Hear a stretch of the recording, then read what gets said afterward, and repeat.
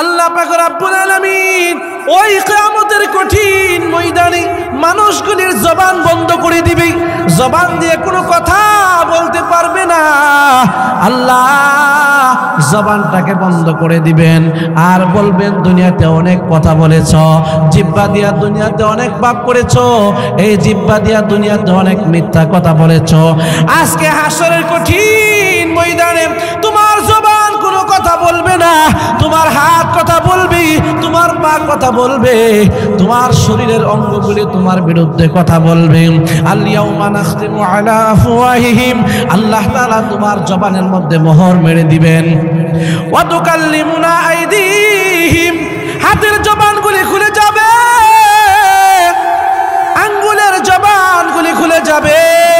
হাত বলবে, আল্লাহ তোমার এই গুনাহগার বান্দা দুনিয়াতে অনেক পাপ করেছে, আমি হাতের দ্বারা, আমি হাত বলো পবিত্র ছিলাম, কিন্তু এই হাতের দ্বারা জিনার কাজ করেছে, এই হাতের দ্বারা অবৈধ সুদ ঘুষের টাকা গ্রহণ করেছে। আল্লাহ আজকে আমি হাত ওর বিরুদ্ধে সাক্ষী দিতেছি।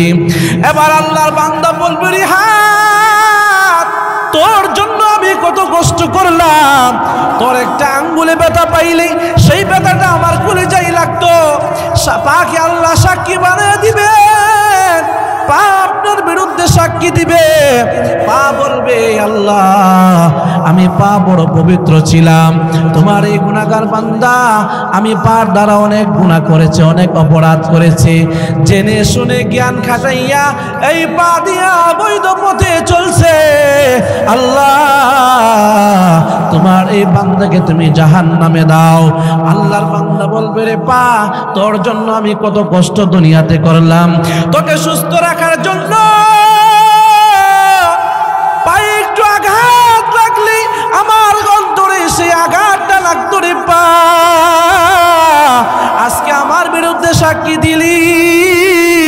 এবার আল্লাহ পাক রব্বুল আলামিন বান্দাকে ডেকে ডেকে বলবেন, রে বান্দা, আমি আল্লাহ পাক রব্বুল আলামিন তোমাকে সংশোধন করবার জন্য নবী পাঠিয়েছিলাম, আমি আল্লাহ তাআলা অনেকগুলি আলেম পাঠিয়েছিলাম, জায়গায় জায়গায় ওয়াজ মাহফিল হইতো, ওয়াজ মাহফিলের দিন আলেমদের কথা শুনো নাই, কোরআনের কথা শুনো নাই, হাদিসের কথা শুনো নাই।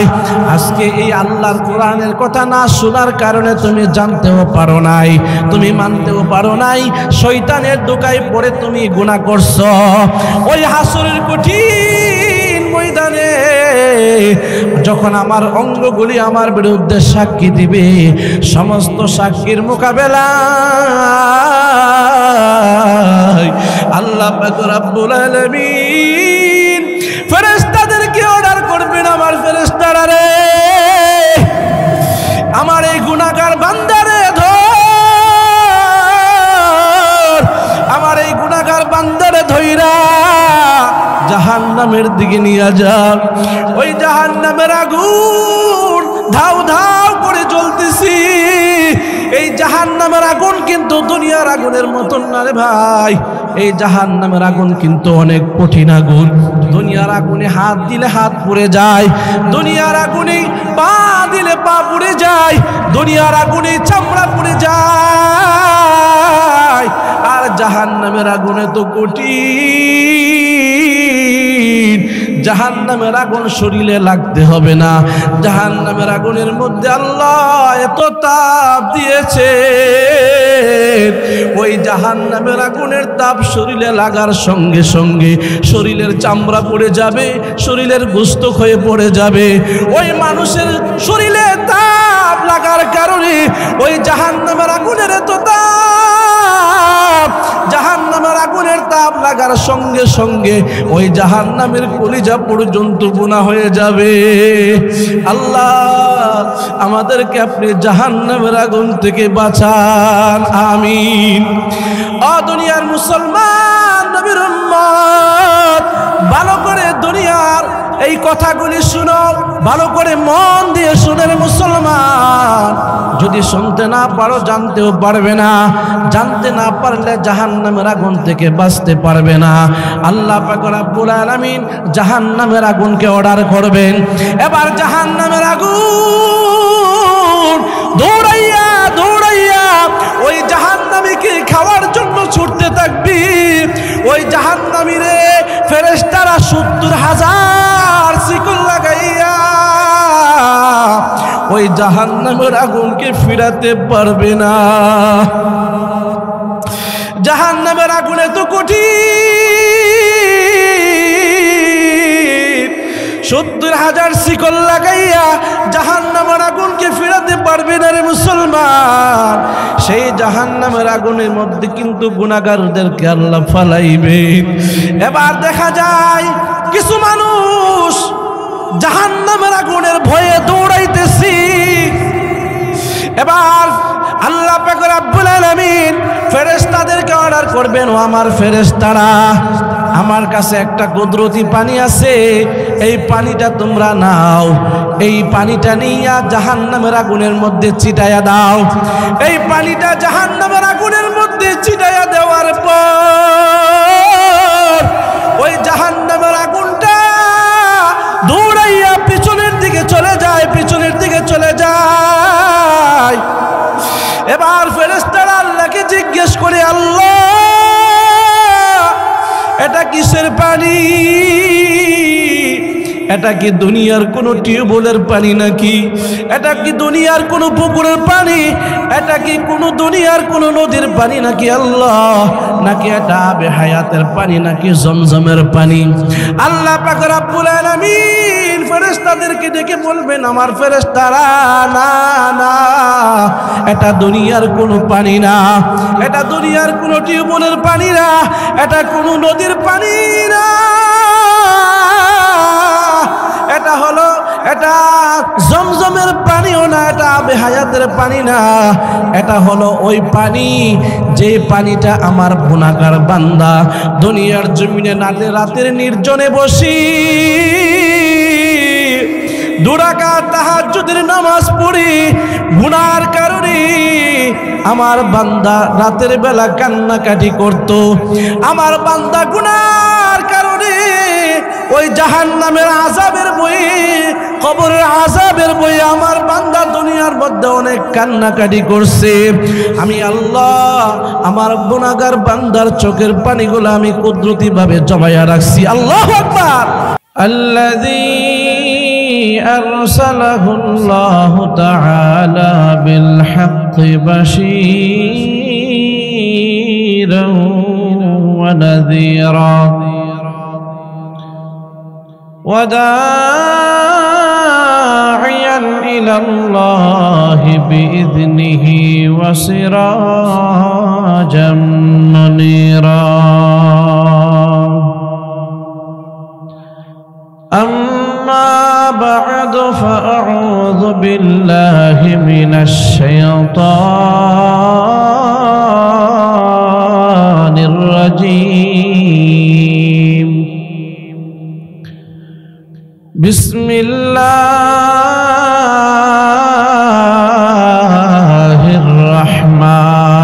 الرحمن الرحيم يا أيها الناس اتقوا ربكم إن زلزلة الساعة شيء عظيم وقال رسول الله صلى الله عليه وسلم 7 يظلهم الله في ظله يوم لا ظل إلا ظله أو كما قال عليه الصلاة والسلام وقال تعالى في شان حبيبه ومحبوبه ومعشوقه مخبرا وآمرا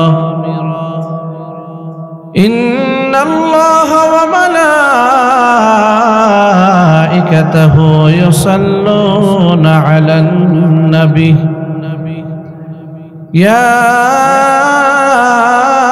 আইয়ুহাল্লাযীনা আমানু সাল্লু আলাইহি ওয়া সাল্লিমু তাসলিমা। সকলেই দরুদ ইব্রাহিম শ্রেষ্ঠ দরুদ জবান খুলে মন খুলে আল্লাহ রাসূলের সন্তুষ্টির জন্য আল্লাহ পাকের খুশির জন্য জবান খুলে পড়ি। আল্লাহুম্মা সাল্লি আলা মুহাম্মাদিন ওয়া আলা আলি মুহাম্মাদ কামা সাল্লাইতা আলা ইব্রাহিম ওয়া আলা আলি ইব্রাহিম ইন্নাকা হামিদুম মাজিদ। اللهم بارك على محمد وعلى آل محمد كما باركت على إبراهيم وعلى آل إبراهيم إنك حميد مجيد। यहाँ हम सब मुसाफिर हैं, कब्र आखिर ठिकाना।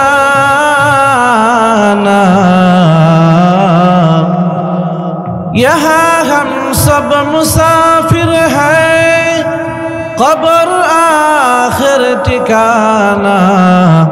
कोई आगे रवाना है, कोई पासे रवाना। बलगल उला बिकमालिही कशफत दुजा बिजमालिही हसनत जमीउ खिसालिही सल्लु अलैहि व आलिही। ला इलाहा इल्लल्लाह, ला इलाहा इल्लल्लाह, ला इलाहा इल्लल्लाह, ला इलाहा इल्लल्लाह, ला इलाहा इल्लल्लाह, ला इलाहा इल्लल्लाह, ला इलाहा इल्लल्लाह मुहम्मदुर रसूलुल्लाह सल्लल्लाहु अलैहि वसल्लम। सुब्हानक ला इल्म लना इल्ला मा अल्लमतना इन्नका अंतल अलीमुल हकीम। रब्बि इश्रह ली सदरी वयस्सिर ली अमरी वाहलुल उक़दतम मिन लिसानी यफ़क़हू क़ौली। अल्हम्दुलिल्लाह, रसूलपुर उत्तरपाड़ा हिलफुल फजुल যুব সংগঠনের উদ্যোগে আজকের ইসলামী মহাসম্মেলনের উপস্থিত আছেন শ্রদ্ধেয় সম্মানিত সভাপতি সাহেব এবং দিগারে হযরতে উলামায়ে কেরাম, আল্লাহ পাকের আশিকিন জাকিরিন মুহিব্বিন মুরব্বিয়ানে আযম এবং পর্দানিশি অত্যন্ত শ্রদ্ধেয় সম্মানিতা মা ও বোনেরা, সর্বপ্রথমে আমরা আল্লাহ পাকের দরবারে অসংখ্য অগণিত শুকরিয়া আদায় করছি যে মহান আল্লাহ তাআলা আপনাকে আমাকে দুনিয়ার সমস্ত ফাহিশা কাজ থেকে মুক্ত করে জান্নাতের বাগানে বসার তৌফিকটুকু দান করেছেন। এজন্য আমরা শুকরিয়া আদায় করি আলহামদুলিল্লাহ। আমরা এই কোরআনের মাহফিলে জান্নাতের বাগানে অবস্থিত হতে পেরেছি, এটা আমাদের ঈমানদার এবং মুমিন বান্দার আলামত। এখনো যারা বাহিরে ঘোরাফেরা করতেছে এরা হয়তোবা মনে মনে ভাবতেছে যে আরো বক্তা আসবে, ওনারা আসলে বয়ান শুনবে।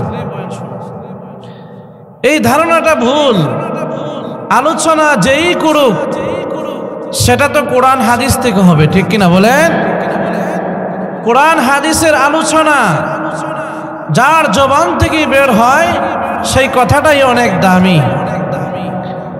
আপনাদের সামনে কোরআন থেকে মূল্যবান একটি আয়াতে কারিমা তেলাওয়াত করেছি। রাসূল পাক সাল্লাল্লাহু আলাইহি ওয়াসাল্লামের অসংখ্য গণিত হাদিস থেকে একটা হাদিস পড়েছি। কোরআন এবং হাদিসকে সামনে রেখে কোরআন হাদিসের ভিতরে মূল্যবান কিছু কথা বলবো, কোরআন হাদিসের বাহিরে কোনো কথা বলার চেষ্টাও করব না। এটা আমার অভ্যাস নাই। যতটুকু আলোচনা করব কোরআন হাদিসের ভিতর থেকেই বলবো ইনশাআল্লাহ। আপনারা শেষ পর্যন্ত থাকবেন তো ইনশাআল্লাহ? আল্লাহ তাআলা সকলকে কবুল করুক, বলি আমিন। দেখেন, আমরা পৃথিবীতে আসছি, আসার কিন্তু সিরিয়াল আছে, যাওয়ার কোনো সিরিয়াল আছে না? যাওয়ার কোনো সিরিয়াল নাই, কিন্তু যেতে তো হবেই সবার একদিন। দুনিয়াতে আমরা কেউ বাঁচবো না। মরণটাকে সবাই বিশ্বাস করে যে মরতে হবে, মরা যে লাগবে সবাই বিশ্বাস করে, কিন্তু মৃত্যুর যে একটা ভয়, এটা আমাদের ভিতরে কাজ করে না। যদি এটা আমাদের ভিতরে কাজ করত তাহলে মৃত্যুর কথা স্মরণ থাকা অবস্থায় কোনো মানুষ গুনার কাজ করত না, ঠিক কিনা বলে? এই জন্য প্রিয় হাজিরিন, সবাইকে একদিন চলে যেতে হবে। যাওয়ার সময় আপনার আমার পুঁজি লাগবে কিনা, কি নিয়ে কবরে যাব, সেই সম্বলটুকু আপনার আমার কতটুকু আছে? একদিন কবরে যাব, সেটা আমার আসল বাড়ি। গুনাহগার হলে সেটাই হবে জাহান্নাম, আর নেককার হলে সেটাই হবে জান্নাত। সুবহানাল্লাহ। এই যাওয়ার সময় দুনিয়া থেকে কিছু পুঁজি আমরা নিতে চাই, কারণ পরকালে আল্লাহ পাক রব্বুল আলামিন আপনি আমি সকলকে উপস্থিত করবেন, ঠিক কিনা বলেন? আল্লাহ তাআলা পবিত্র কোরআনে বলেন, মিনহা খালাকনাকুম ওয়া ফিহা নুঈদুকুম ওয়া মিনহা নুখরিজুকুম তারাতান উখরা।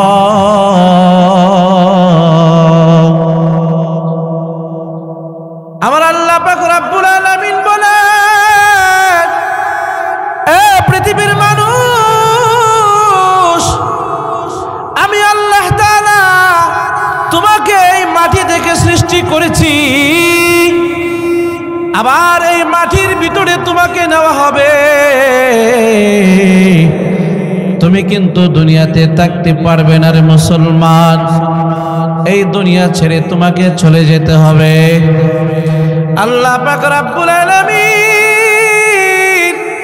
দুনিয়ার সমস্ত মানুষদেরকে সতর্ক করার জন্য পরকালের অনেকগুলি আয়াত কোরআনের মধ্যে নাজিল করে জানায়া দেন, আল-ইয়াউমা নাখতিমু আলা আফওয়াহিহিম ওয়া তুকাল্লিমুনা আইদিহিম ওয়া তাশহাদু আরজুলুহুম বিমা কানু ইয়াকসিবুন।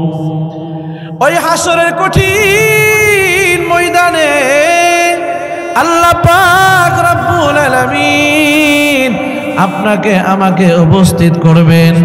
সবাইকে উপস্থিত করার পর আপনার দেহের অঙ্গগুলি আপনার বিরুদ্ধে সাক্ষী দিবে। যেই হাতের জন্য এত টাকা খরচ করলেন, যে পায়ের জন্য এত টাকা খরচ করলেন, যে মাথাটাকে সুস্থ করার জন্য এত ভালো ভালো খাবার খাইলেন, যেই চোখটাকে রক্ষা করার জন্য এত ওষুধ খাইলেন, এত যত্ন করলেন, ওই হাসরের কঠিন ময়দানে আল্লাহ পাক রব্বুল আলামিন তার বান্দার কৃতকর্মের ফল আল্লাহ তাআলা হাসরের মাঠে নিবেন। আল্লাহ পাক রব্বুল আলামিন ওই হাসরের কঠিন ময়দানে ওনার আসল চেহারা আল্লাহ কিন্তু দেখাবেন। আল্লাহ পাক রব্বুল আলামিন ওই হাসরের কঠিন ময়দানে ওনার সিংহাসনের চেয়ারে আল্লাহ পাক রব্বুল আলামিন বসবেন। বৈশা আল্লাহ তাআলা ফেরেশতাদেরকে অর্ডার করবেন, ও আমার ফেরেশতারা যাও আমার বান্দার আমলনামাগুলি নিয়ে আসো। আল্লাহ পাক রব্বুল আলামিন ফেরেশতাদেরকে অর্ডার করবেন। এই ফেরেশতাদের অর্ডার পাওয়ার পর ফেরেশতারা তালাশ করবে গুনাহগার কই, এই গুনাহগাররে ধর, গুনাহগাররে ধইরা তার আমলনামাগুলি তালাশ কর। দুনিয়া দেশে কতটা নেক আমল করেছে, কতটা গুনাহ করেছে। আল্লাহ পাক রব্বুল আলামিন এই গুনাহগুলি লেখার জন্য আল্লাহ কিন্তু সাক্ষীর ব্যবস্থা করে রাখছেন। ওই কিয়ামতের কঠিন ময়দানে আল্লাহ পাক রব্বুল আলামিন প্রতিটা বান্দার কাছ থেকে হিসাব নেবেন। যেই বান্দা কিয়ামতের কঠিন ময়দানে যার কাছ থেকে হিসাব নিবে না, ওই বান্দা বড় ভাগ্যবান, তার কোনো হিসাব নেওয়া হবে না। আল্লাহ পাক রব্বুল আলামিন ওই কিয়ামতের মাঠে কিছু মানুষকে বিনা হিসাবে জান্নাত দিবেন। বিনা হিসাবে জান্নাত পাওয়ার পর আল্লাহর বান্দা খুশিতে আত্মহারা হইয়া দৌড়াইয়া জান্নাতের দিকে চলে যাবে। ওই হাসরের কঠিন ময়দানে আল্লাহ পাক রব্বুল আলামিন ফেরেশতাদেরকে অর্ডার করবেন, ও আমার ফেরেশতারা আমার বান্দার আমলনামাগুলি দেখাও। তখন ফেরেশতারা আপনার 60 বছর জিন্দেগির হিসাব দিয়ে দিবেন। জন্মগ্রহণ করার থেকে মৃত্যুর আগ পর্যন্ত 60 বছরের জিন্দেগি কোথায় আপনি কাটাইলেন, ফেরেশতারা আল্লাহর দরবারে হিসাবটা তুলে দিবেন। তখন দুনিয়াতে আপনি যদি সরিষা দানা পরিমাণ একটা নেক আমল করেন, একটা গুনাহ যদি করেন, সেই গুনাহ সেই নেক আমল কিন্তু আপনার খাতার মধ্যে উঠতেছে। ফামাই ইয়ামাল মিসকালা যাররাতিন খায়রান ইয়ারা ওয়া মান ইয়ামাল মিসকালা যাররাতিন শাররান ইয়ারা। আপনি যদি দুনিয়াতে সরিষা দানা পরিমাণ একটা নেক আমল করেন, সেটাও কিন্তু মিজানের পাল্লায় ওজন দেওয়া হবে। আপনি যদি একটা সরিষা দানা পরিমাণ নেক আমল, যদি একটা সরিষা দানা পরিমাণ গুনাহ যদি আপনি করেন, সেটাও কিন্তু মিজানের পাল্লায় ওজন দেওয়া হবে। এবার আমল নামা আসার পর দুনিয়ার মানুষগুলি অস্বীকার করবে। দুনিয়ার মানুষগুলি বলবে, আল্লাহ আমি গুনাহ করি নাই, আমি দুনিয়ার জমিনে কোনো গুনাহ করি নাই, আমি নামাজ ছাড়ি নাই, আমি রোজা ছাড়ি নাই।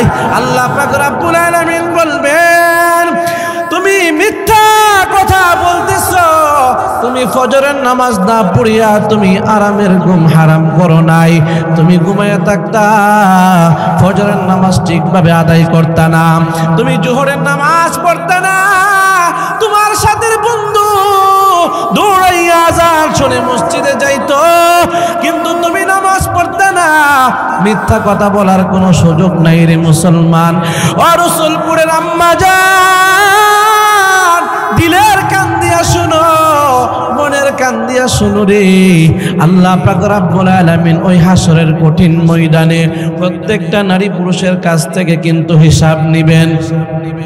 আমল নামা দেখার পর আল্লাহর বান্দারা, গুনাহগার বান্দারা পেরেশানি, এমন পেরেশানি হয়ে যাবে, পেরেশানিতে তাদের শরীর থেকে এমন ভাবে ঘাম বের হবে। আল্লাহর নবী হাদিসের মধ্যে বলেন, কারো ঘাম হবে হাঁটু পর্যন্ত, কারো শরীরের ঘাম হবে কোমর পর্যন্ত, কারো শরীরের ঘাম এমন ঘাম শরীরটা ঘামবে, ওই ঘামের মধ্যে আল্লাহর বান্দা, গুনাহগার বান্দা সাঁতার কাটবে আর গুনার কথা অস্বীকার করবে। আল্লাহ পাক রব্বুল আলামিন বলেন, ও দুনিয়ার মানুষ, এরে গুনাহগার অস্বীকার করতে পারবি না, আমি আল্লাহ কিন্তু তোমার গুনার খবর রাখছি। আমি আল্লাহ পাক রব্বুল আলামিন দুনিয়াতে তুমি কিভাবে জীবন যাপন করছো, তোমার গুনাহগার তোমার আমলের হিসাব কিন্তু আমি আল্লাহর কাছে আছে। কারণ আমি আল্লাহ পাক রব্বুল আলামিন সাক্ষীর ব্যবস্থা আমি আল্লাহ করে রাখছি। আল্লাহ পাক রব্বুল আলামিন প্রতিটা মানুষের দু কাঁধে দুজন ফেরেশতা আছে, আসেনি? দু কাঁধে দুজন ফেরেশতা আল্লাহ দিয়া রাখছে, কিরামান কাতিবিন। আল্লাহ পাক রব্বুল আলামিন কিরামান কাতিবিন দুজন ফেরেশতা দু কাঁধে দিয়ে রাখছে। তারা আমলনামা দেখাবে আর তারা বলবে, অস্বীকার করার কোনো সুযোগ নাই, আমরা দুজন ফেরেশতা তোমার দু কাঁধে ছিলাম। এবার আল্লাহ পাক রব্বুল আলামিন বলবেন, ও বান্দা অস্বীকার করতে পারবে না, আমি আল্লাহ কিন্তু তোমার সাক্ষীর ব্যবস্থা করে রাখছি। আর সবচাইতে বড় সাক্ষী হলো আমার আল্লাহ। আল্লাহ পাক রব্বুল আলামিন বলবেন, তুমি দুনিয়াতে কি করেছো, আমি আল্লাহ সবচাইতে বড় সাক্ষী। আমার চোখকে ফাঁকি দেওয়ার কোনো সুযোগ নাই। দুনিয়াতে আমি কোথায় গিয়ে কোন গুনাহ করেছি দুনিয়ার কেউ না দেখলেও দেখেন কে? আমাকে একটু বলেন না, দুনিয়াতে এমন কোনো জায়গা আসেনি যেই জায়গার মধ্যে গিয়ে গুনাহ করলে দুনিয়ার কেউ দেখবে না, কিন্তু আল্লাহর চোখকে ফাঁকি দেওয়ার কোনো সুযোগ আসেনি?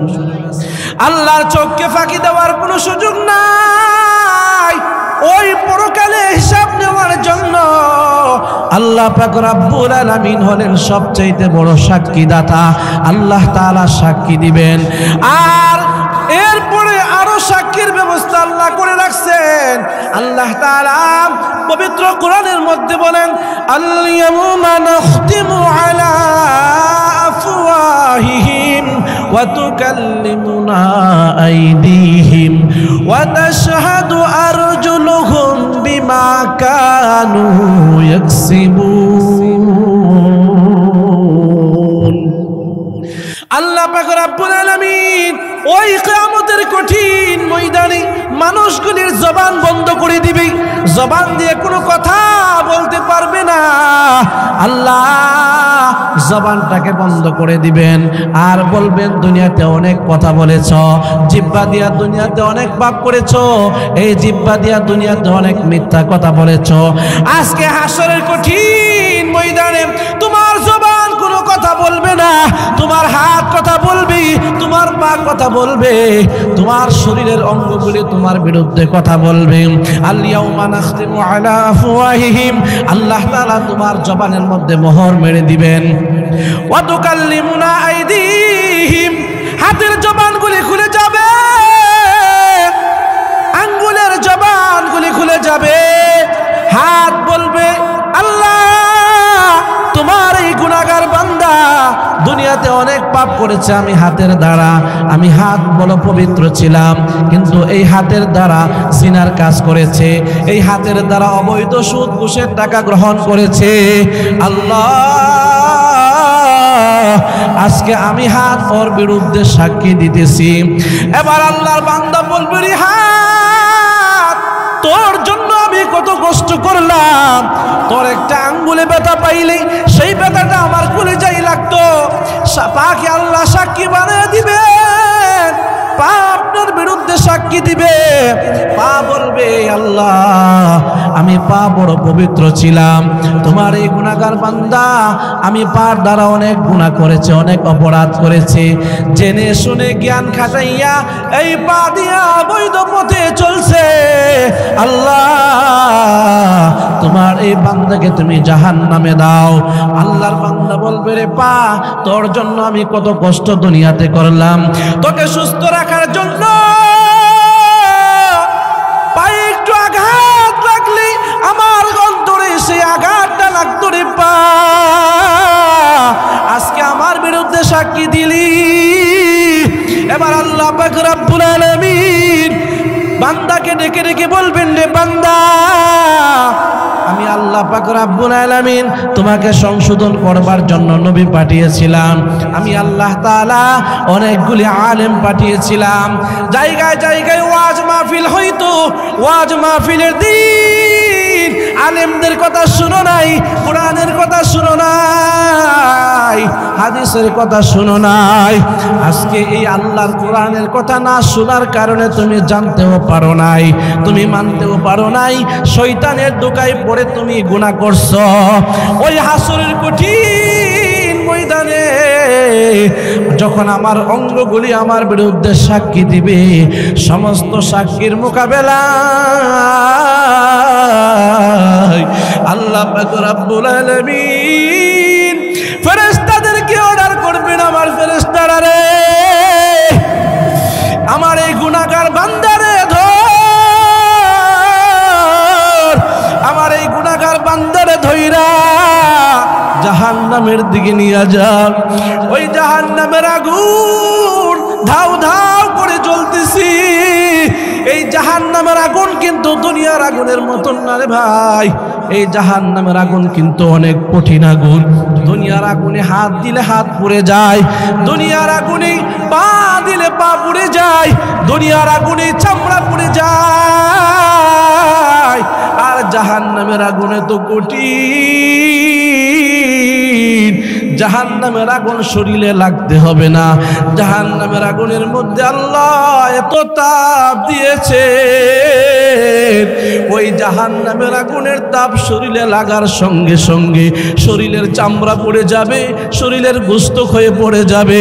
ওই মানুষের শরীরে তাপ লাগার কারণে ওই জাহান্নামের আগুনের এত তাপ, জাহান্নামের আগুনের তাপ লাগার সঙ্গে সঙ্গে ওই জাহান্নামের কলিজা পর্যন্ত গুনাহ হয়ে যাবে।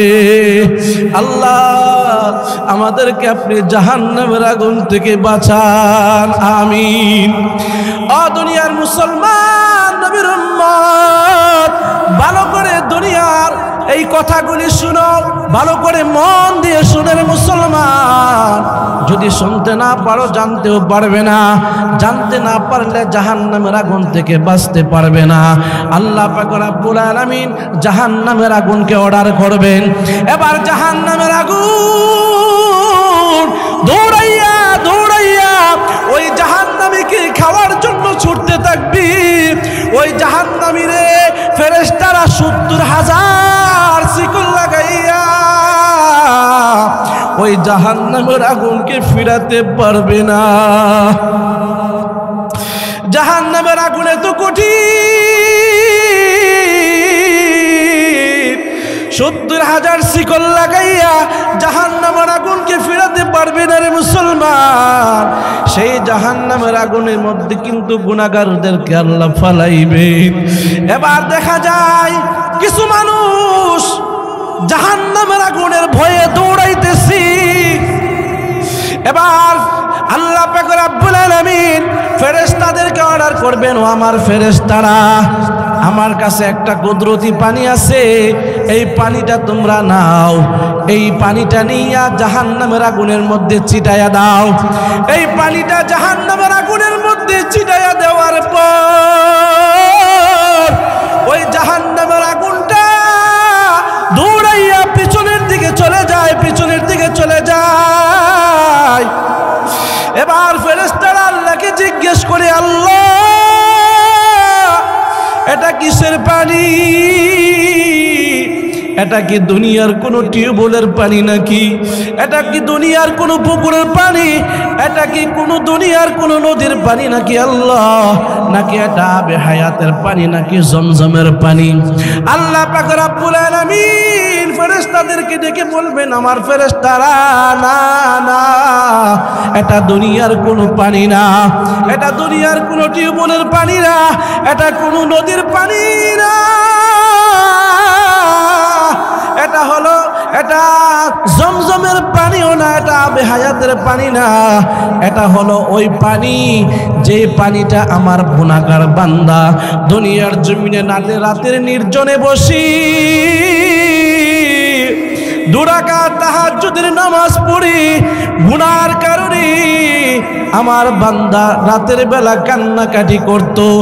আমার বান্দা গুনার কারণে ওই জাহান্নামের আযাবের বয়ে, কবরের আযাবের বয়ে আমার বান্দা দুনিয়ার মধ্যে অনেক কান্নাকাটি করছে। আমি আল্লাহ আমার গুনাহগার বান্দার চোখের পানিগুলো আমি কুদরতিভাবে জমায়া রাখছি। আল্লাহু আকবার। আমার গুনাহগার বান্দার চোখের পানি আমি আল্লাহ তাআলা কুদরতি পানি জমায়া রাখছি। এই পানির মধ্যে আমি আল্লাহ তো পাওয়ার দিয়েছি। ও ভাই, জাহান্নামের আগুন নিবানোর জন্য চোখের পানি ছাড়া কাজ হবে না। দেখেন না দিলটা নরম করে কবরে আযাবের বয়ে চোখ দিয়ে একটু পানি আসে কিনা। আল্লাহ আল্লাহ আল্লাহ, এই রসুলপুরের প্রত্যেকটা মুসলমানকে আপনি জাহান্নামের আগুন থেকে বাঁচান। আল্লাহ আমাদের সকলকে জাহান্নামের আগুন থেকে হেফাজত করুক বলি আমিন। যে আয়াতে কারিমা আপনাদের সামনে আমি তেলাওয়াত করেছি, আল্লাহ তাআলা বলেন ইন্না জালজালাতাস সাআতি শাইউন আযীম। আল্লাহ পাক রব্বুল আলামিন বলেন ইয়া আইয়ুহান নাসুত্তাকু, হে দুনিয়ার মানুষ সকল আমি আল্লাহকে ভয় কর। নিশ্চয় নিশ্চয় কিয়ামতের ভয়াবহতা বড় কঠিন বিষয়। সুবহানাল্লাহ বলেন। কিয়ামতের কঠিন আযাব এবং কিয়ামতের ভয়াবহতা বড় কঠিন বিষয়। যে হাসরের মাঠে আল্লাহ তাআলা সূর্যটা বান্দার মাথার আধাত উপরে চলে আসবে। নাউজুবিল্লাহ। সূর্যটা আজকে আমরা কত উপরে দেখি, সেই সূর্যের তাপ আমরা সহ্য করতে পারি না। ওই জাহান্নামের সময় যখন হয়ে যাবে হাসরের কঠিন ময়দানে, আল্লাহ পাক রব্বুল আলামিন যখন হাসরের মাঠ কায়েম করবেন তখন এমন কঠিন একটা পরিস্থিতি করবেন, আল্লাহ তাআলা সূর্যটা মানুষের আধাত উপরে নিয়ে আসবেন। তখন সূর্যের তাপের কারণে মানুষের মাথার মগজগুলি পুড়ে যাবে। নাউজুবিল্লাহ। ওই হাসরের কঠিন ময়দানে আল্লাহ তাআলা 7 শ্রেণীর মানুষদেরকে উনার আরশের ছায়ায় দান করবেন। সুবহানাল্লাহ। কয় শ্রেণীর মানুষ বলেন না? কয় শ্রেণীর মানুষ? 7 শ্রেণীর মানুষকে আল্লাহ তাআলা উনি উনার আরশের নিচে ছায়া দান করবেন, যেই দিন আল্লাহর আরশের ছায়া ছাড়া আর কোনো ছায়া থাকবে না। 1 নাম্বার হলো ইমামুল আদেল। 1 নাম্বার হলো ইমামুল আদেল, নেই পরায়ণ শাসক। নেই পরায়ণ শাসক যিনি হবেন, আল্লাহ পাক রব্বুল আলামিন নিজ জিম্মায়, নিজ কুদরতে, নিজ দয়ায় আল্লাহ তাআলা ওই বান্দাকে উনার আরশের নিচে ছায়া দান করবেন। ও মুসলমান নবীর উম্মত, ওই কিয়ামতের কঠিন ময়দানে আল্লাহ পাক রব্বুল আলামিন 7 শ্রেণীর মানুষদেরকে ওনার আরশের নিচে ছায়া দিবেন। এর মধ্যে 1 নাম্বার হলো ইমামুল আদেল। ইমামুল আদেল বলা হয় নেই পরায়ণ শাসক, ইনসাফগার শাসক। যে বাদশা ক্ষমতা পাওয়ার পর সব সময় ইনসাফের সাথে রাষ্ট্র পরিচালনা করে, জাতির সাথে বেইনসাফি করে না। আমার আপনার নবী মুহাম্মদুর রাসূলুল্লাহ সাল্লাল্লাহু আলাইহি ওয়াসাল্লাম ছিলেন ইনসাফগার শাসক। সুবহানাল্লাহ। আজকে দুনিয়ার জমিনে দেখা যায় যখন কোনো মানুষের কাছে কোনো বিচার আসে, দুনিয়ার রাষ্ট্রপ্রধান টাকার কাছে বিক্রি হয়ে যায়। দুনিয়ার রাষ্ট্রপ্রধান কিন্তু ক্ষমতার কাছে বিক্রি হয়ে যায়, ইনসাফের সাথে বিচার করতে পারে না। আমার আপনার নবী কেমন ইনসাফগার শাসক ছিলেন। আমার আপনার নবীর দরবারে একটা নালিশ গেছে। সেই নালিশটা কি? কুরাইশ বংশের একজন নারী শয়তানের ধোঁকায় পড়ে চুরি করছে। কি করছে? চুরি করছে। চুরি করার পর কুরাইশ বংশ তো অনেক দামি বংশ, যেই বংশে আমার আপনার নবীজির জন্ম হয়েছে, ওই কুরাইশ বংশের নারী চুরি করছে। এলাকার মধ্যে আলোচনা শুরু হয়ে গেছে, কি ব্যাপার? আজকে যদি এই চুরির বিচার যদি কোরআনের আইন অনুযায়ী হয় তাহলে আমাদের মান সম্মান থাকবে না। এবার দেখা যায় কি আল্লাহর নবীর দরবারে সুপারিশ করা যায় কিনা, ওই নারীর বিচারটা একটু হালকা করা যায় কিনা। হযরতে হুযায়ফা রাদিয়াল্লাহু আনহা, হুযায়ফা রাদিয়াল্লাহু আনহু কি সমস্ত সাহাবায়ে কেরাম মিলে পরামর্শ করবে আল্লাহর নবীর দরবারে পাঠাইলেন। ওগো হুযায়ফা, আপনি যান না আল্লাহর নবীর দরবারে। আল্লাহর নবীর দরবারে গিয়ে বলেন না এই কুরাইশ বংশের নারী যে চুরি করছে তার বিচারটা একটু হালকা করা যায় কিনা। হযরতে হুযায়ফা রাদিয়াল্লাহু আনহু সকলের পরামর্শ নিয়ে আল্লাহর নবীর দরবারে গিয়ে বললেন, আল্লাহর নবী গো, কুরাইশ বংশের একজন নারী শয়তানের ধোঁকায় পড়ে চুরি করে ফেলছে।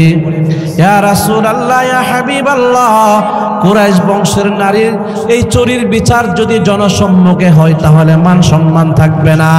ইয়া রাসূলুল্লাহ, ইয়া হাবিবাল্লাহ, একটু দেখেন না বিচারটা একটু হালকা করা যায় কিনা। এই কথা বলার পর আল্লাহর নবীর চেহারা মুবারক লাল হয়ে গেল। আল্লাহর নবী বলতেছে, রে হুযায়ফা, কুরাইশ বংশের নারী কেন সারা পৃথিবীর মধ্যে আমার কাছে আমার সবচেয়ে বড় আপন হলো আমার মেয়ে ফাতেমা। আমার মেয়ে ফাতেমা যদি চুরি করে তাহলে আমি নবী কোরআনের আইন অনুযায়ী ওই ফাতেমার বিচার করতে কোনো দ্বিধাবোধ করব না। সুবহানাল্লাহ। আমার আপনার নবী কেমন ইনসাফগার শাসক ছিলেন। এমন একজন শাসক যদি আমরা বাংলাদেশে পাইতাম তাহলে এই বাংলার জমিনে কোনো চরিত্রহীন পুরুষ জিনার কাজ করে কখনো ফাঁসির কাষ্ট থেকে মুক্তি পেত না, ঠিক কিনা বলেন? কোন মার্ডার কেসের আসামি যদি ইনসাফগার শাসক বাংলার জমিনে থাকতো তাহলে মানুষ হত্যা করার পরেও সে কোনোদিন ছাড়া পেত না। অথচ এই বেইনসাফি শাসক হওয়ার কারণে এই বাংলার জমিনে যারা কোরআনের কথা বলে, যারা নবীর কথা বলে, আল্লাহর কোরআনের কথা যারা বলে, আলেমদেরকে জেলের মধ্যে বন্দী করা হয়, ঠিক কিনা বলে? মুসলমান নবীর উম্মত, এই জন্য আমার আল্লাহ পাক রব্বুল আলামিন ওই কিয়ামতের কঠিন ময়দানে ইনসাফগার শাসক যিনি হবেন তার দাম কিন্তু আল্লাহর কাছে অনেক বেশি। তাকে আল্লাহ পাক রব্বুল আলামিন ওনার আরশের নিচে ছায়া দান করবেন। এক নাম্বার ইমামুন আদিল, ইনসাফগার শাসক। সেই শাসক শুধু রাষ্ট্রীয়ভাবে না, সেই ইনসাফ শুধু রাষ্ট্রপ্রধান পালন করবে, সরকার পালন করবে তা না। আপনি আপনার পরিবারের জন্য গার্জিয়ান, আপনিও আপনার পরিবারের জন্য ইনসাফ করতে হবে, ঠিক কিনা বলেন? আপনার ঘরে একটা ছেলে আছে, একটা মেয়ে আছে, ছেলেটাকে আপনি আদর করেন বেশি কিন্তু মেয়েটাকে বেশি আদর করেন না, এরকম আছে না নাই? বহু সমাজে এরকম মানুষ আছে যে 4টা-5টা মেয়ে হয়ে গেছে, মেয়েদেরকে আদর করে না। একটা ছেলে হয়েছে, ছেলের কান্দি নিয়ে বাজারে যায়, ছেলেটাকে বড় মোহাব্বত করে, ছেলেটাকে দেশি মুরগা খাওয়ায়, ছেলেটাকে ভালো ভালো খাবার খাওয়ায়, দামি দামি পোশাক কিনা দেয়। আর 3টা-4টা মেয়ে হয়েছে, মেয়েদেরকে কোনো আদর করে না, মেয়েদেরকে কোনো মোহাব্বত করে না, মেয়েদেরকে ভালো ভালো খাবারও খাওয়ায় না। অথচ আল্লাহর নবী সাল্লাল্লাহু আলাইহি ওয়াসাল্লাম বলেন, যেই ঘরে একটা কন্যা সন্তান জন্মগ্রহণ করে আল্লাহ পাক রব্বুল আলামিন ওই কন্যা সন্তানের জন্য ওই ঘরের মধ্যে অসংখ্য অগণিত রহমত বরকত নাজিল করে। আমাদের সমাজে বহু মা বাবা আছে কন্যা সন্তান দেখতে পারে না। ও মুসলমান নবীর উম্মত, দিলের কান দিয়া মনোযোগ সহকারে শুনো।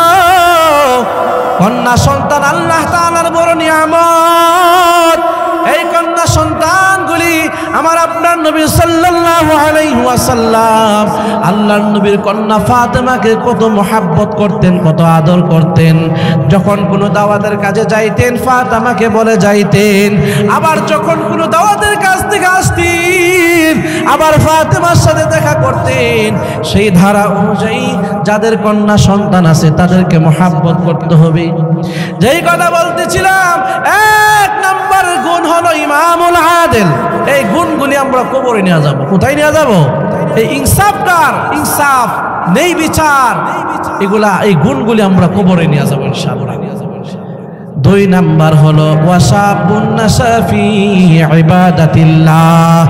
আল্লাহর নবী বলেছেন দুই নাম্বার গুণ হলো যারা যৌবনে আল্লাহর ইবাদত করে। আল্লাহ তাআলা যৌবন কালটা দিয়েছেন একমাত্র আল্লাহর ইবাদত করার জন্য। যৌবন কালটা আল্লাহর কাছে অনেক দামি। কিয়ামতের কঠিন ময়দানে আল্লাহ পাক রব্বুল আলামিন আপনাকে আমাকে বিশেষভাবে 5টা প্রশ্ন করবেন।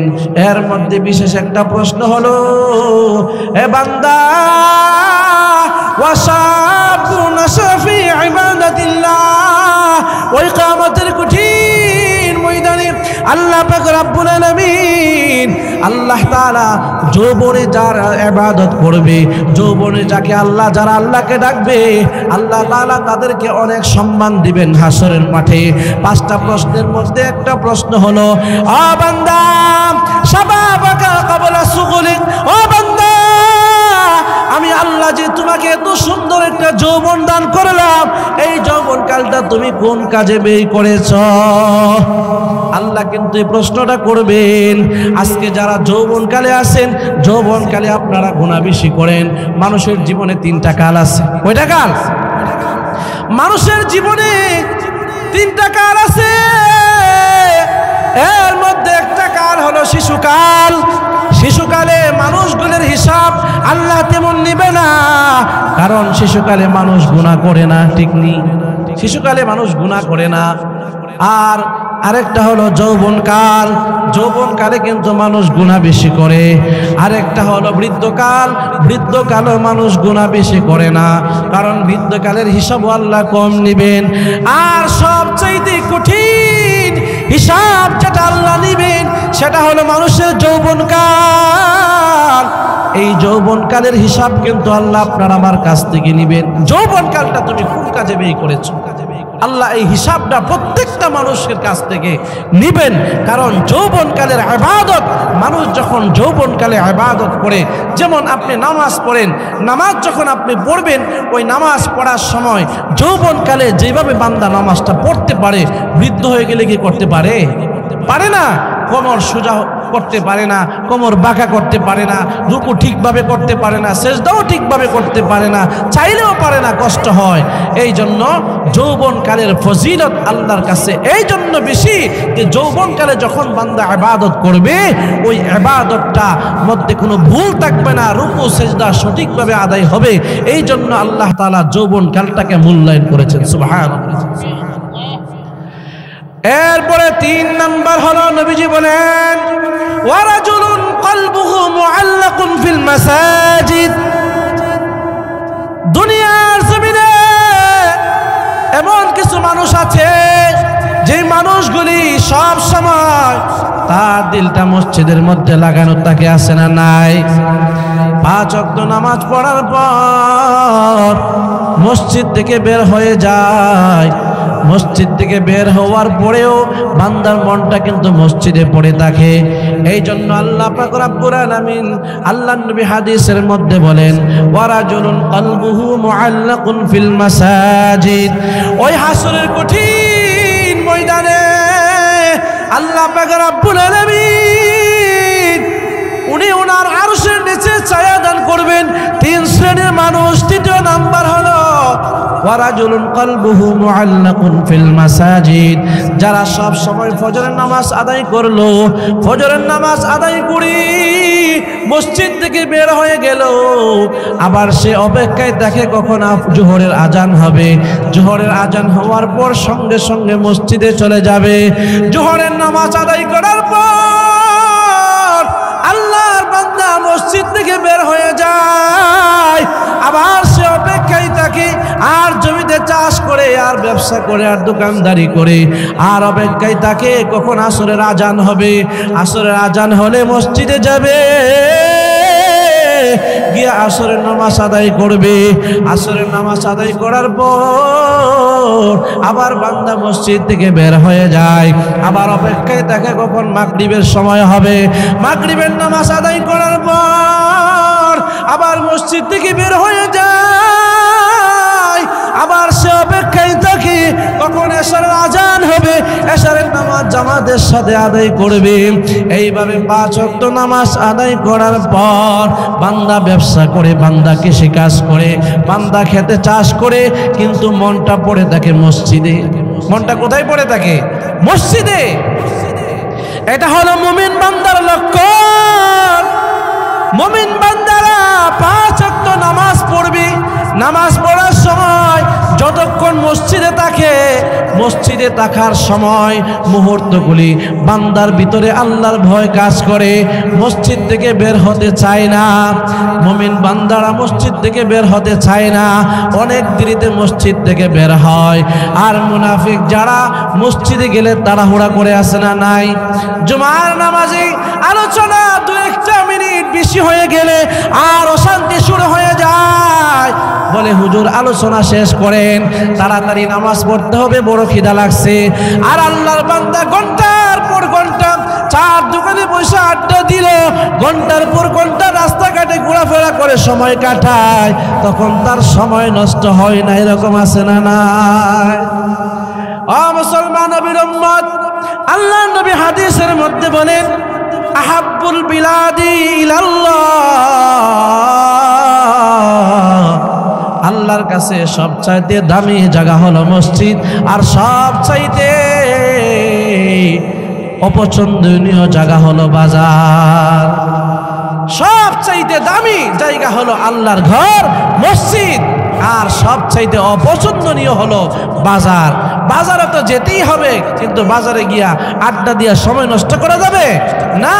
বরং সর্বদা সর্ব অবস্থায় যেখানেই থাকেন, যে অবস্থায় থাকেন, আল্লাহর জিকিরটা জবানে চালু রাখেন, আর আজান হওয়ার সঙ্গে সঙ্গে মসজিদে চলে যান। এটা হলো ঈমানদার মুমিনের লক্ষণ। ইদা যুকিরাল্লাহু ওয়াজিলাত কুলুবুহুম, মুমিন বান্দার কলবে, অন্তরে যখন, তার কানে যখন আল্লাহর আজানের ধ্বনি যখন শুনে, আল্লাহর জিকিরের শব্দ যখন শুনে, আল্লাহর ধ্বনি যখন তার কানে আসে, তখন তার দিলের মধ্যে কম্পন সৃষ্টি হয়ে যায়। সুবহানাল্লাহ। এটা হলো মুমিন বান্দার লক্ষণ। আর মুনাফিক যারা, ওয়াজ মাহফিল তাদের কাছে ভালো লাগবে না, আল্লাহর কোরআনের তেলাওয়াত তাদের কাছে ভালো লাগবে না, জিকির ভালো লাগবে না, নামাজ পড়তে ভালো লাগবে না, রোজা রাখতে ভালো লাগবে না।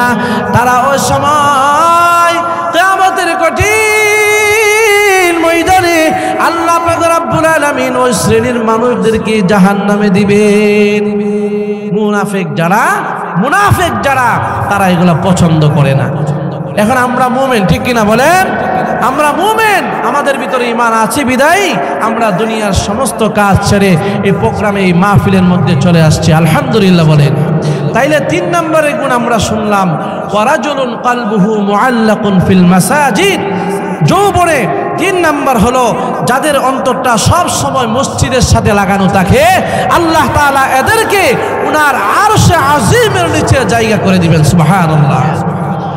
4 নাম্বার হলো ওয়ারাজুলানে তাহাব্বা ফিল্লাহি ইজতামা আলাইহি ওয়া তাফাররাকা আলাইহি। আল্লাহর নবীজি বলেন 4 নাম্বার হলো ওই 2জন পুরুষ, ওই 2জন ব্যক্তি যারা সব সময় একে অন্যকে ভালোবাসে একমাত্র আল্লাহর জন্য, একে অপরকে মহাব্বত করে আল্লাহর জন্য, একে অপরের সাথে দুশ্মনী করে সেটাও আল্লাহর জন্য। আল্লাহর নবী সাল্লাল্লাহু আলাইহি ওয়াসাল্লাম হাদিসের মধ্যে বলেন, তোমরা একে অন্যকে মহাব্বত করবে একমাত্র ফিল্লাহ, আল্লাহর জন্য মহাব্বত করা।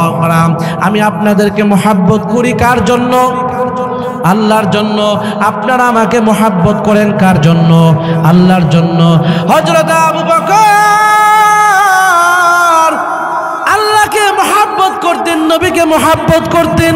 আমার আপনার নবীকে আবু বকর কেমন মহব্বত করতেন, কেমন মহব্বত করতেন। হিজরতের রাতে আমার আপনার নবী সাল্লাল্লাহু আলাইহি ওয়াসাল্লাম মক্কা থেকে হিজরত করে মদিনায় যাবেন। রাতের গভীর অন্ধকার, রাস্তাগুলি ভালো না, উঁচা নেচা ভাঙ্গা। এখন তো কত সুন্দর রাস্তা, ওই সময় তো এত সুন্দর রাস্তা ছিল না। আমার আপনার নবীজি সাল্লাল্লাহু আলাইহি ওয়াসাল্লাম হিজরতের রাতে আবু বকরের দরজায় গিয়ে ডাক দিল, আবু বকর। ডাক দিতে দেরি হয়, হযরত আবু বকর দরজাটা খুলতে দেরি হয় নাই। সুবহানাল্লাহ। এবার আল্লাহর নবী ডাক দিয়ে বলেন, রে আবু বকর, কি ব্যাপার? হঠাৎ করে আমি তোমাকে কোনো খবর না দিয়া আমি তোমাকে ডাক দিলাম, মুহূর্ত দেরি হলো না, এত তাড়াতাড়ি তুমি দরজাটা কিভাবে খুললা রে আবু বকর? এবার আবু বকর ডাক দিয়ে বলে, নবী গো, বহুদিন আগে আপনি আমাকে বলেছিলেন, এরে আবু বকর, তুমি কিন্তু আমার হিজরতের সাথী হবে। মক্কার মানুষগুলি আমাকে দেখতে পারে না, আমাকে অনেক কষ্ট দেয়। তাদের কষ্ট আমি সহ্য করতে না পেরে আল্লাহর হুকুমে আমি মক্কা থেকে মদিনা হিজরত করব। আমার সেই হিজরতের সাথী হবে তুমি। আরে আবু বকর, ওই যে বহুদিন আগে এই কথাটা বলেছিলাম, তোমার কি এখনো মনে আছে নাকি? আবু বকর বলতেছে, ওগো নবী, যেই দিন আমাকে এই কথাটা বলেছিলেন, আবু বকর তুমি আমার হিজরতের সাথী হবে, যে কোনো রাত আমি তোমাকে নিয়ে হিজরত করতে পারি। ওগো আল্লাহর নবী, ওই দিন থেকে আমি একটা রাতের জন্য বিছানার মধ্যে পিঠ লাগাই না। আমি আবু বকর দরজার মধ্যে পিঠ লাগাইয়া বসে থাকি, আমার নবী কখন আসবি, আমাকে নিয়ে হিজরত করবি। আমি যদি রাতের বেলা ঘুমায় থাকি, দরজা খুলতে যদি দেরি হয়, আর কাফেররা যদি আপনার উপরে কোনো আক্রমণ করে, তাহলে আমি আল্লাহর কাছে কি জবাব দিব? এবার আল্লাহর নবীজি বলেন, আবু বকর,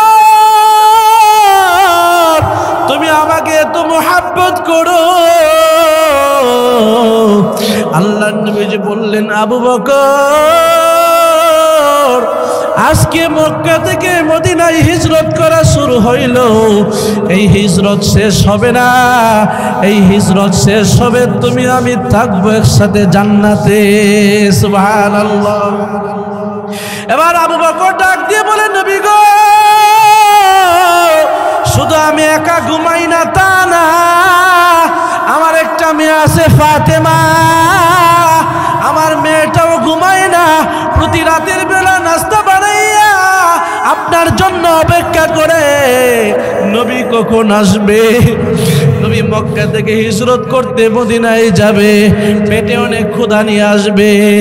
আমি আবু বকরের মেয়ে, আমি নিজের হাতে নাস্তা বানাইয়া আমি আমার নবীকে খাওয়াইব। নবীর চোখ বেয়ে বেয়ে পানি পড়তেছে। এবার আবু বকর ডাক দিয়ে বলে, নবী গো, শুধু আমি ঘুমাই না তা না, আমার মেয়েটা ঘুমাই না তা না, ওই যে তাকায়া দেখে একটা উট রাখছি আমি আপনাকে হিজরত করার জন্য, ওই উটটাও ঘুমাই না, রাতের বেলা না ঘুমাইয়া সারাদিন আপনার অপেক্ষায় থাকে, সারা রাত আপনার অপেক্ষায় থাকে। মুসলমান নবীর উম্মত, আজকে জবান দিয়ে বলো নবীকে মোহাব্বত করো, নবীকে বড় ভালোবাসো, কিন্তু নবীর জন্য নামাজ পড়ো না, নবীর জন্য রোজা রাখো না, নবীর জন্য হারামকে ছাড়তে পারো না। নবীর জন্য কেমন ভালোবাসা তোমার অন্তরে আছে।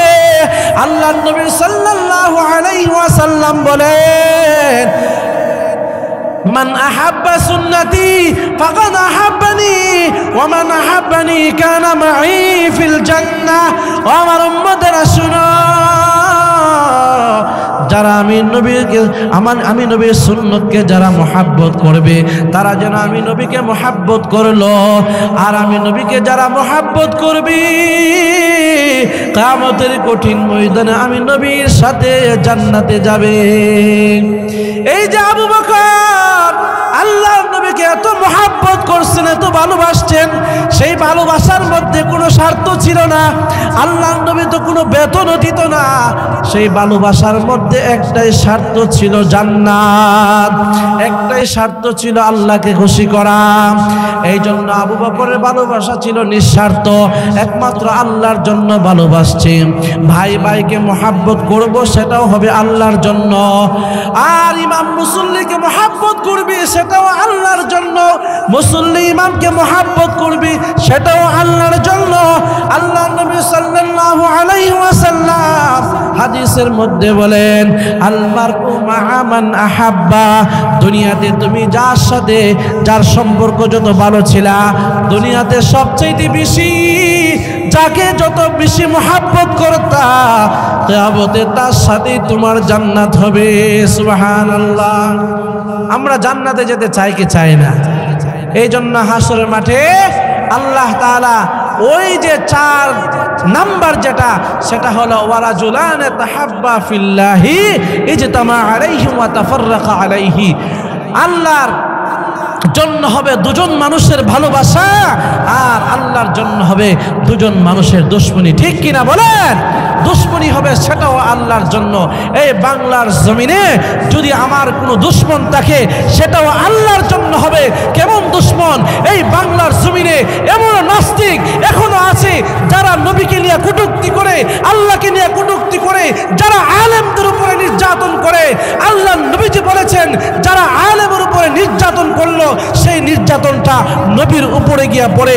যারা আলেমদের উপরে আঘাত করবে, যারা ইমামদের উপরে আঘাত করবে, যারা আল্লাহ নবীর নামের উপর অপমান করবে, যারা আল্লাহকে গালি দিবে, তারা হলো আমাদের সবচাইতে বড় শত্রু। ঠিক কিনা বলেন? এই জন্য মুসলমান নবীর উম্মত সবটুকুন ভালোবাসা হবে কার জন্য? আল্লাহর জন্য। যদি দুশমনি করতে হয়, সেটাও আল্লাহর জন্য হবে। দুনিয়াতে জায়গা জমির জন্য, ভাইয়ের সাথে যেন দুশমনি না হয়।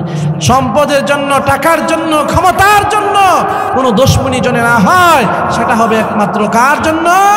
আল্লাহর জন্য। এবার 5 নম্বরে আল্লাহ নবীজি বলেছেন, ওয়ারাজুলুন দাআতহু ইমরাতুন যাতু মানসাবিন ওয়া জামালিন ফাকালা ইন্নী আখাফুল্লাহ। তুমি যুবক হয়েছো, যুবক বয়সে তোমার কাছে অনেক অফার আসবে। যুবতী নারী, সুন্দরী বংশীয় নারী, যেই যুবককে আহ্বান করলো তার সাথে জিনার কাজ করার জন্য, তার সাথে অপকর্ম করার জন্য, ওই সময় সুযোগ পাওয়ার পর নির্জনে নীরবে, কেউ দেখবে না, দরজা জানালা সব বন্ধ, নারী পুরুষের সাথে। ওই সময় যে পুরুষটা তার নারীর সাথে অপকর্ম করার জন্য, অবৈধভাবে জিনার কাজ করার জন্য সামনে আগাবে, ওই মুহূর্তে যদি আল্লাহর বান্দা এই কথা বলতে পারে, অথবা কোনো বংশীয় নারী যদি কোনো পুরুষকে অফার করে জিনার কাজ করার জন্য, ওই সময় যদি পুরুষ এই কথা বলতে পারে, ওই সময় যুবক যদি এই কথা বলতে পারে, ইন্নী আখাফুল্লাহ, না না বোন, আমি তোমার সাথে জিনার কাজ করতে পারবো না, আমি তোমার সাথে খারাপ কাজ করতে পারবো না, কারণ আমি ভয় করি একমাত্র আল্লাহকে। ইন্নী আখাফুল্লাহ। আল্লাহ পাক রব্বুল আলামিন ওই শ্রেণীর যুবক যারা হবে, ওই ব্যক্তি যারা হবে, যারা সুন্দরী নারীর অফার পাওয়ার পরেও যারা বলে আল্লাহকে ভয় করি, ওই জিনার কাজে লিপ্ত হয় না, আল্লাহ পাক রব্বুল আলামিন ওই যুবকটাকেও ওনার আরশে আজিমের নিচে জায়গা করে দিবেন। ওইটা গেল 5টা। 6 নাম্বার হলো ওয়ারাজুলুন যাকারাল্লাহু খালিয়ান ফাফাদাত আইনা।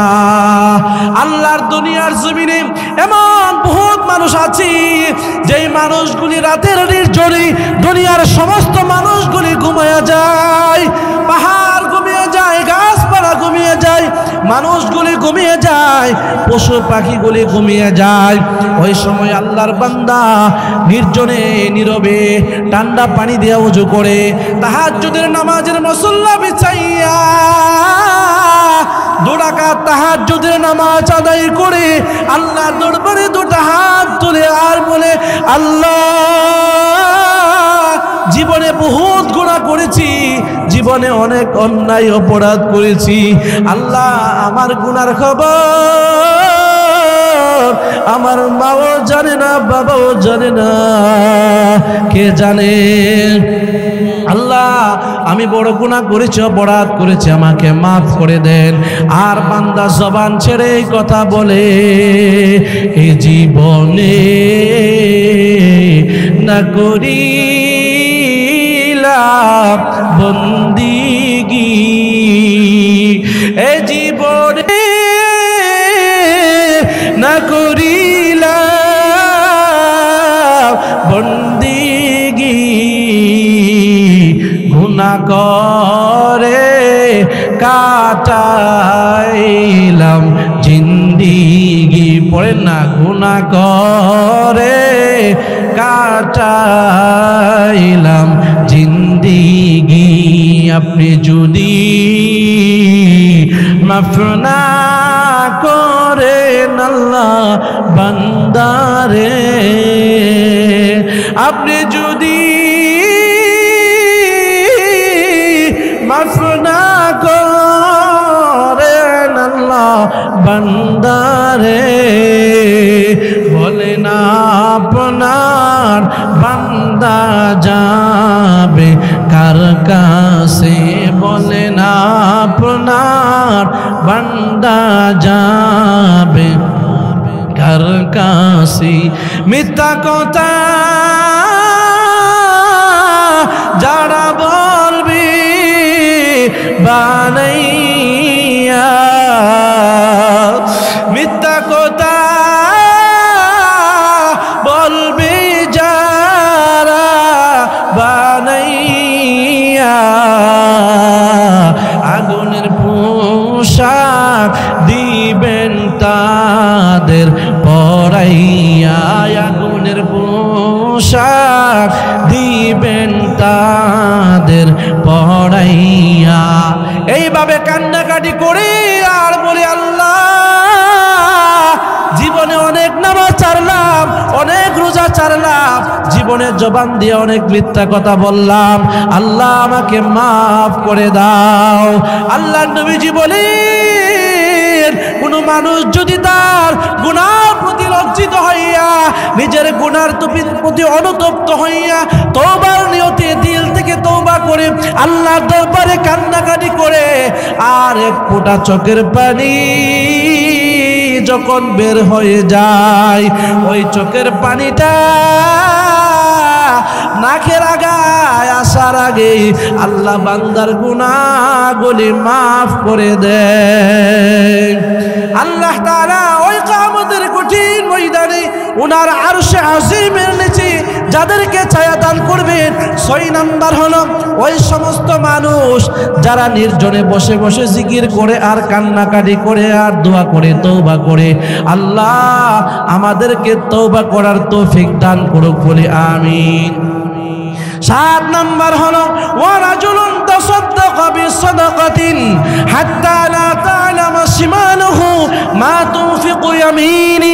7 নাম্বার হলো ওই মানুষ যারা আল্লাহর ঘর মসজিদে মাহফিলের মধ্যে এতিমখানায় মাদ্রাসায় এমন গোপনে দান করে, যেমন গোপনে দান করছে যে ডান হাতে দান করছে তার বাম হাত টের পায় না। এই কথাটার অর্থ হলো বান্দা এমন ভাবে দান করলো যে দানের মধ্যে কোনো অহংকার ছিল না, দানের মধ্যে কোনো রিয়া ছিল না, এমন ভাবে আল্লাহর বান্দা দান করছি মারহাবা পাওয়ার জন্য দান করে নাই। আল্লাহর ঘরে দান করছে একমাত্র কার জন্য? আল্লাহর জন্য। যারা দান করবে, আল্লাহর জন্য যারা মসজিদে দান করবে, মাদ্রাসায় দান করবে, আল্লাহর জন্য যারা মাহফিলে দান করবে, এই রসুলপুরের জমিনে এই সুন্দর হিলফুল ফুজুল সংগঠনের যুবক ভাইয়েরা, আলেম ভাইয়েরা, আজকে যারা সভাপতি সাহেব সব, আজকে যারা লক্ষ লক্ষ টাকা খরচ করে কোরআনওয়ালাদেরকে দাওয়াত দিয়ে দিয়া এত সুন্দর একটা মাহফিল সাজাইলো, আল্লাহ পাক রব্বুল আলামিন তাদেরকেও ওনার আরশে আজিমের নিচে ছায়া দান করবে। আলহামদুলিল্লাহ, অল্প সময়ে যে আলোচনাটুকু হয়েছে, আল্লাহ তাআলা আপনাকে আমাকে এই প্রত্যেকটা মানুষকে আল্লাহ তাআলা পরিপূর্ণভাবে আমল করার তৌফিক দান করুক। সকলে বলি আমিন। ওয়া আখিরু দাওয়ানা আনিল হামদুলিল্লাহি রাব্বিল আলামিন। আসসালামু আলাইকুম ওয়া রাহমাতুল্লাহি ওয়া বারাকাতুহু।